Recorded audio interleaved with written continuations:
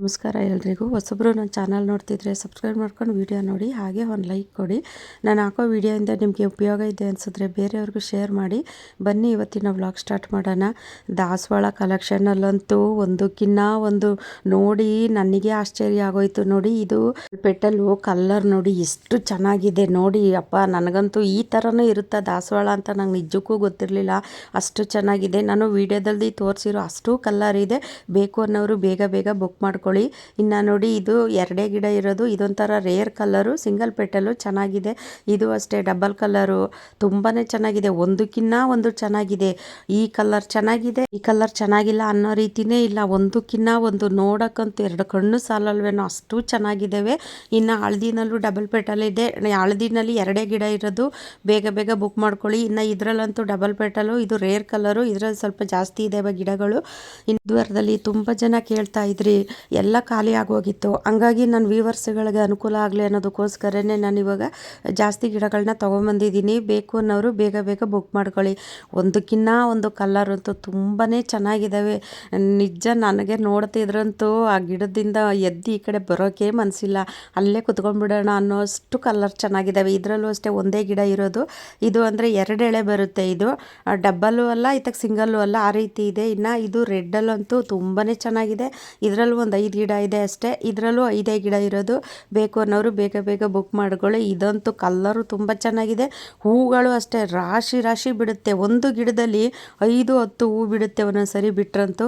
ಇದು ಪಿಂಕು ಮಾಮೂಲಿ ಗೊತ್ತಲ್ಲ ನಿಮಗೆ. ಇದಂತೂ ತುಂಬಾ ಚೆನ್ನಾಗಿದೆ ಕಲ್ಲರು. ಇದು ಅಷ್ಟೇ ಹಳದಿನಲ್ಲಿ ಡಬಲ್ ಪೆಟಲು, ನಿಮ್ಗೆಲ್ರಿಗೂ ಗೊತ್ತಿದೆ ನನ್ನ ಗಾರ್ಡನಲ್ಲಿ ಇರೋ ಅಂಥದ್ದು.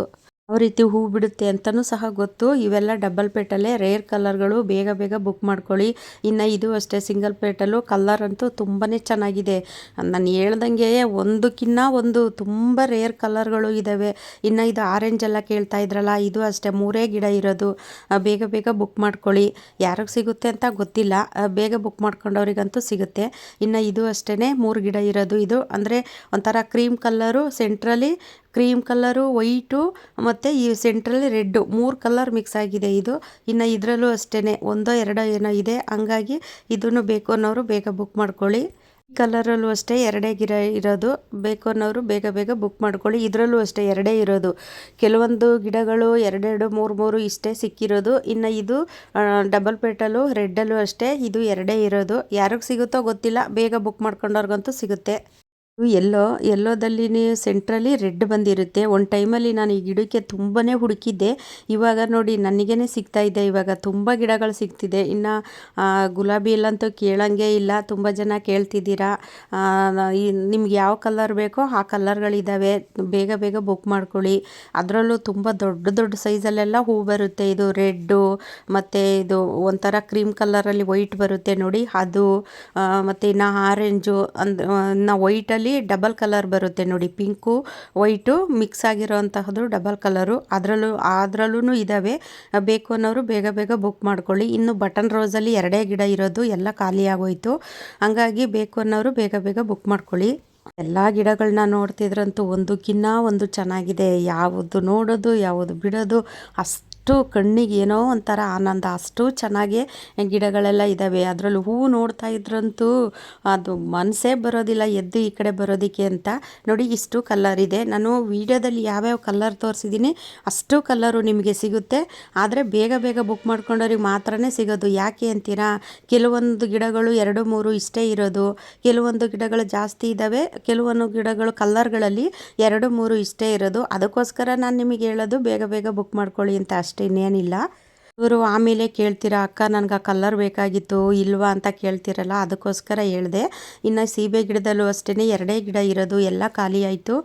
ತುಂಬ ಚೆನ್ನಾಗಿ ಕಾಯೆಲ್ಲ ಬಿಡುತ್ತೆ. ಇದು ಅಂದರೆ ಇದು ಪಿಂಕು, ಅಂದರೆ ಹಣ್ಣು ಅಷ್ಟೇ ತುಂಬ ದೊಡ್ಡ ದೊಡ್ಡ ಸೈಜಲ್ಲೆಲ್ಲ ಬರುತ್ತೆ. ನನ್ನ ಗಾರ್ಡನಲ್ಲಿ ಇರೋದನ್ನು ನೀವು ನೋಡಿರ್ತೀರ. ಇನ್ನು ಇದು ಸೂಜಿ ಮಲ್ಲಿಗೆ ಗಿಡ. ಸೂಜಿ ಮಲ್ಲಿಗೆ ಗಿಡದಲ್ಲೂ ಎಲ್ಲ ಖಾಲಿ ಆಗ್ತಾ ಬರ್ತಾ ಇದೆ. ಇನ್ನು 3-2 ಗಿಡ ಇದೆ ಅಷ್ಟೇ. ಬೇಗ ಬೇಗ ಬುಕ್ ಮಾಡ್ಕೊಳ್ಳಿ.